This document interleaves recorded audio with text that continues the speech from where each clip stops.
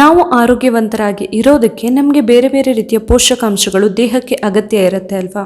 ಇದಕ್ಕೆ ನಾವು ಸಮತೋಲನದಿಂದಿರುವಂತಹ ಆಹಾರವನ್ನ ತಿನ್ನೋದು ತುಂಬಾನೇ ಒಳ್ಳೆಯದು. ಸಮತೋಲನವಾದ ಆಹಾರ ಅಂತ ಹೇಳಿದ್ರೆ ಆ ಆಹಾರದಲ್ಲಿ ಹಣ್ಣು, ತರಕಾರಿ, ಬೇಳೆಕಾಳುಗಳು, ಹಾಲು, ಮೊಸರು ಎಲ್ಲಾ ರೀತಿಯ ಪೋಷಕಾಂಶಗಳು ಇರಬೇಕಾಗತ್ತೆ.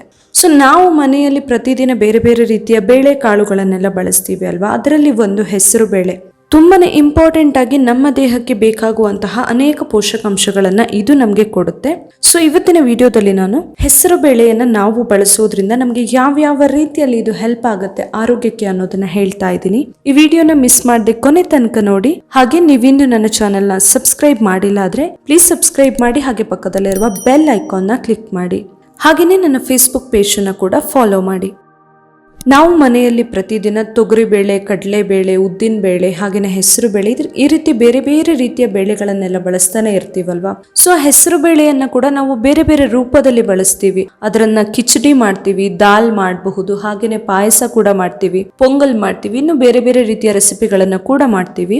ಇಷ್ಟೆಲ್ಲ ರೆಸಿಪಿಗಳನ್ನ ಮಾಡೋಕ್ಕಾಗುವಂತಹ ಹೆಸರು ಬೇಳೆ ನಮ್ಮ ಆರೋಗ್ಯಕ್ಕೆ ಕೂಡ ತುಂಬಾನೇ ಒಳ್ಳೆಯದು. ಮೊದಲನೇದಾಗಿ ಇದರ ಬೆನಿಫಿಟ್ ಹೇಳ್ಬೇಕು ಅಂತ ಹೇಳಿದ್ರೆ ನಮ್ಮ ಚರ್ಮದ ಆರೋಗ್ಯಕ್ಕೆ ತುಂಬಾನೇ ಒಳ್ಳೆಯದಿದು. ಚರ್ಮ ತುಂಬಾ ಗ್ಲೋ ಬರೋದಕ್ಕೆ ಅಥವಾ ಚರ್ಮ ತುಂಬಾ ಯಂಗ್ ಆಗಿ ಕಾಣೋದಕ್ಕೆ ಕೂಡ ಇದು ತುಂಬಾನೇ ಸಹಾಯ ಮಾಡುತ್ತೆ. ನಾವು ಯಾವುದೇ ರೀತಿಯ ಆಹಾರದಲ್ಲಿ ಇದನ್ನ ಬಳಸಬಹುದು. ಪ್ರತಿದಿನದ ಆಹಾರದಲ್ಲಿ ಕೂಡ ಇನ್ಕ್ಲೂಡ್ ಮಾಡ್ಕೊಳ್ಬಹುದು. ದಾಲ್ ತರ ಮಾಡ್ಕೊಳ್ಬಹುದು, ಸಾಂಬಾರ್ ಮಾಡುವಾಗ ಅದಕ್ಕೆ ಆಡ್ ಮಾಡ್ಕೊಳ್ಬಹುದು, ಬೇರೆ ಬೇರೆ ರೀತಿಯಲ್ಲಿ ಕೂಡ ಬಳಸಬಹುದು.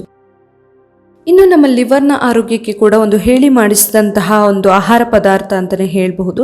ನಾವು ಆದಷ್ಟು ಇದನ್ನ ಪ್ರತಿದಿನ ಅಲ್ಲದೆ ಇದ್ರೂ ಕೂಡ ವಾರದಲ್ಲಿ ಒಂದು 2-3 ಸಾರಿನಾದ್ರೂ ಆದಷ್ಟು ಬಳಸೋದ್ರಿಂದ ನಮ್ಮ ಲಿವರ್ ಆರೋಗ್ಯವಾಗಿ ಇರೋದಕ್ಕೆ ಇದು ತುಂಬಾನೇ ಸಹಾಯ ಮಾಡುತ್ತೆ. ಇನ್ನು ನಮ್ಮ ದೇಹದಲ್ಲಿ ರಕ್ತ ಸಂಚಾರ ಸರಿಯಾಗಿ ಆಗೋದಕ್ಕೆ ಕೂಡ ತುಂಬಾನೇ ಸಹಾಯ ಮಾಡುತ್ತೆ.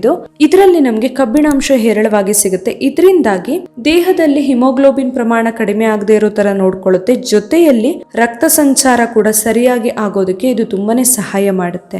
ಇನ್ನು ಹೆಸರು ಬೇಳೆಯಲ್ಲಿ ಕ್ಯಾಲ್ಸಿಯಂ ಅಂಶ ಕೂಡ ನಮಗೆ ಸಿಗೋದ್ರಿಂದ ಮೂಳೆಗಳ ಆರೋಗ್ಯಕ್ಕೆ ತುಂಬಾನೇ ಒಳ್ಳೆಯದಂತಾನೆ ಹೇಳ್ಬೋದು. ಮಕ್ಕಳಿಗೆ ಕೂಡ ನಾವು ಆದಷ್ಟು ಹೆಸರು ಬೇಳೆಯಿಂದ ಮಾಡಿರುವಂತಹ ಬೇರೆ ಬೇರೆ ರೀತಿಯ ಆಹಾರ ಪದಾರ್ಥಗಳನ್ನ ತಿನ್ಸೋದ್ರಿಂದ ಮೂಳೆಗಳು ಸ್ಟ್ರಾಂಗ್ ಆಗೋದಕ್ಕೆ ಎಲ್ಲ ತುಂಬಾನೇ ಸಹಾಯ ಆಗುತ್ತೆ.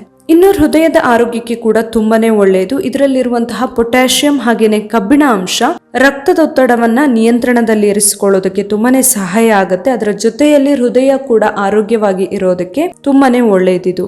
ಇನ್ನು ಇದರಲ್ಲಿ ನಮ್ಗೆ ಬೇಕಾಗುವಂತಹ ಪ್ರೋಟೀನ್, ಮ್ಯಾಗ್ನೀಷಿಯಂ, ಪೊಟ್ಯಾಷಿಯಂ, ನಾರಿನಾಂಶ ಎಲ್ಲವೂ ಕೂಡ ಸಿಗುತ್ತೆ.